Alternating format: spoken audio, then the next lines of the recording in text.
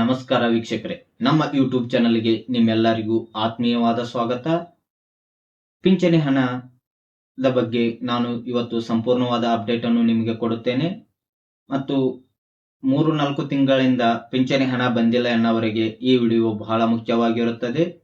ಹಾಗಾಗಿ ಈ ವಿಡಿಯೋವನ್ನು ಕೊನೆಯವರೆಗೆ ನೋಡಿ ಮತ್ತು ನಮ್ಮ ಯೂಟ್ಯೂಬ್ ಚಾನಲ್ಗೆ ಸಬ್ಸ್ಕ್ರೈಬ್ ಮಾಡಿ.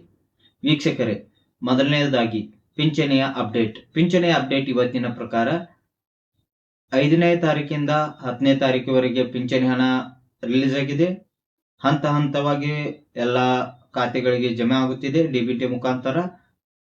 ಇನ್ನು ಉಳಿದಿರುವ ಪಿಂಚಣಿದಾರರಿಗೆ ಇನ್ನು ಕೆಲವು ದಿನಗಳಲ್ಲಿ ಹಣ ಬರುತ್ತದೆ. ನಿಮಗೆ ಯಾವ ತಾರೀಕು ಬಂದಿದೆ ಎಂದು ನಮಗೆ ಕಾಮೆಂಟ್ ಮಾಡಿ ತಿಳಿಸಿ, ಅಂದರೆ ಯಾವ ಡೇಟಿಗೆ ಬಂದಿದೆ ಎಂದು. ಯಾಕಂದರೆ ಕರ್ನಾಟಕ ಸರ್ಕಾರದ ಮಾಹಿತಿ ಪ್ರಕಾರ, ನಮ್ಮ ತಿಳಿದುಕೊಂಡಿದ್ದರ ಪ್ರಕಾರ 5ನೇ ತಾರೀಕಿನಿಂದ 10ನೇ ತಾರೀಕಿವರೆಗೆ ಬಂದಿದೆ. ಮತ್ತು ಇನ್ನು ಕೆಲವು ಜಿಲ್ಲೆಗಳಿಗೆ ಪಿಂಚಣಿ ಹಣ ರಿಲೀಸ್ ಆಗಿಲ್ಲ, ಅವು ಕೂಡ ಸದ್ಯದಲ್ಲಿ ಆಗುತ್ತವೆ. ಜಿಲ್ಲಾವಾರು ಪಟ್ಟಿಯನ್ನು ನೋಡೋದಾದರೆ, ಜಿಲ್ಲಾವಾರು ಪಟ್ಟಿಯಲ್ಲಿ ಮೈಸೂರು, ಮಂಗಳೂರು, ಬೆಂಗಳೂರು, ಬಳ್ಳಾರಿ, ಬೆಳಗಾವಿ, ಗದಗ ಇನ್ನಿತರ ಜಿಲ್ಲೆಗಳಿಗೆ ಬಂದಿವೆ. ನಿಮ್ಮ ಜಿಲ್ಲೆ ಯಾವುದೆಂದು ನಮಗೆ ತಿಳಿಸಿ. ಮತ್ತು ಇನ್ನು ಪಿಂಚಣಿ ಹಣ ನಮಗೆ ಬಂದೇ ಇಲ್ಲ, 3-4 ತಿಂಗಳಾಯಿತು ಎನ್ನುವವರೆಗೆ ಈ ವಿಡಿಯೋ ಬಹಳ ಮುಖ್ಯ ಅಂತ ಹೇಳಿದ್ದೀನಿ. ಹಾಗಾಗಿ ಈ ವಿಡಿಯೋದಲ್ಲಿ ನಾನು ನಿಮಗೆ ಹೇಳುತ್ತೇನೆ, ಪಿಂಚಣಿ ಹಣ ಹೌದು, ಈಗ 3-4 ತಿಂಗಳಿಂದ ನಿಮಗೆ ಪಿಂಚಣಿ ಹಣ ಬಂದಿಲ್ಲ. ಪಿಂಚಣಿ ಹಣ ಬಂದಿಲ್ಲ ಅನ್ನೋಕ್ಕೆ ಮೇಜರ್ ಕಾರಣಗಳು ಏನೇನಿರುತ್ತವೆ ಎಂದರೆ, ನಿಮ್ಮ Aadhaar card, PAN card, bank passbook ಇವೆಲ್ಲ ಲಿಂಕ್ ಆಗಿರ್ತಾವ. ಅವು ಲಿಂಕ್ ಅದಾವಿಲ್ಲ ನೋಡ್ಕೋಬೇಕ್ರಿ.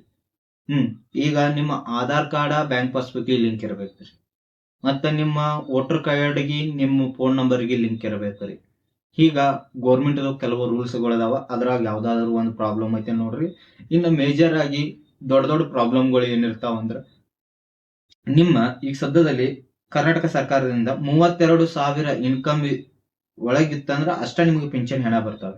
32,000 ಮೇಲಿತ್ತರ ನಿಮಗೆ ಪಿಂಚಣಿ ಹಣ ಬರಂಗಿಲ್ಲ. ಇನ್ನೊಂದು ತಿಳಿದುಕೊಳ್ಳ್ರಿ ಮೊದಲು.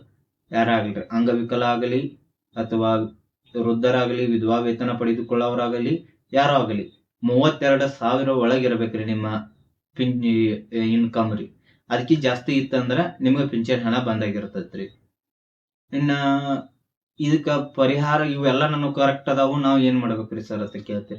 ಇವೆಲ್ಲ ನಿಮ್ಗೆ ಕರೆಕ್ಟ್ ಇದ್ರೆ ನಿಮ್ಮ ಊರಿನ ಗ್ರಾಮ ಲೆಕ್ಕಾಧಿಕಾರಿ ಅಥವಾ ನಿಮ್ಮ ಊರಿನ ಗ್ರಾಮ 1, ಕರ್ನಾಟಕ 1 ಇನ್ನಿತರ ಕೇಂದ್ರಗಳು ಇರ್ತಾವ್ರಿ, ಅಲ್ಲಿ ಹೋಗಿ ಭೇಟಿ ಕೊಡ್ರಿ. ಅವ್ರು ನಿಮ್ಗ ಏನಾಗೈತೆ ಅನ್ನೋದು, ಅಂದ್ರೆ ನಿಮ್ಮ ಡಾಕ್ಯುಮೆಂಟ್ಗಳನ್ನೆಲ್ಲ ತಗೊಂಡ್ ಚೆಕ್ ಮಾಡಿ ಹೇಳ್ತಾರ ಏನ್ ಪ್ರಾಬ್ಲಮ್ ಆಗೈತೆ ಅಂತೇಳಿ. ಅದಕ್ಕ ಅವರ ಪರಿಹಾರನು ಹೇಳ್ತಾರ, ಅದರ ತಕ್ಕಂಗ್ ಮಾಡ್ರಿ. ಈಗ ಸದ್ಯದಲ್ಲಿ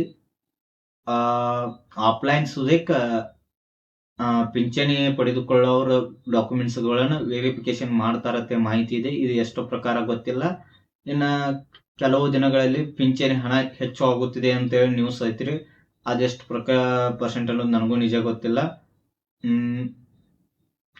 ಒಬ್ಬೊಬ್ರು ಹೇಳ್ತಾರ 10-15% ಪಿಂಚಣಿ ಹಣ ಹೆಚ್ಚಿಗೆ ಆಗುತ್ತದೆ ಅಂತೇಳಿ. ಆದ್ರೆ ಯಾವುದೇ ರೀತಿ ಅಧಿಕೃತ ಮಾಹಿತಿ ಇನ್ನೂ ಹೊರ ಬಂದಿಲ್ಲ ನಮ್ಮ ಕರ್ನಾಟಕ ಸರ್ಕಾರದಿಂದ. ಸದ್ಯದಲ್ಲಿ ಬಂದರೆ ನಾನು ನಿಮಗೆ ತಿಳಿಸುತ್ತೇನೆ. ಈ ಮಾಹಿತಿ ನಿಮಗೆ ಇಷ್ಟವಾದಲ್ಲಿ ನಮ್ಮ ಯೂಟ್ಯೂಬ್ ಚಾನಲ್ ಅನ್ನು ಲೈಕ್ ಮಾಡಿ, ಶೇರ್ ಮಾಡಿ, ಸಬ್ಸ್ಕ್ರೈಬ್ ಮಾಡಿ. ಜೈ ಹಿಂದ್, ಜೈ ಕರ್ನಾಟಕ.